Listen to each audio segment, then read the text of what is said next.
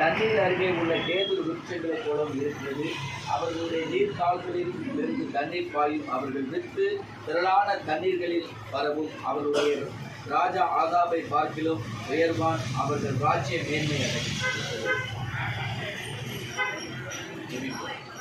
எங்கள் மகா கிருபை உள்ள நல்ல தகப்பனே, இந்த நல்ல ஆசீர்வதிக்கப்பட்ட இந்த நல்ல நாளுக்காக நாங்கள் உண்மை நன்றியோடு நாங்கள் உண்மை துதிக்கிறோம், ஸ்தோத்திரிக்கிறோம்.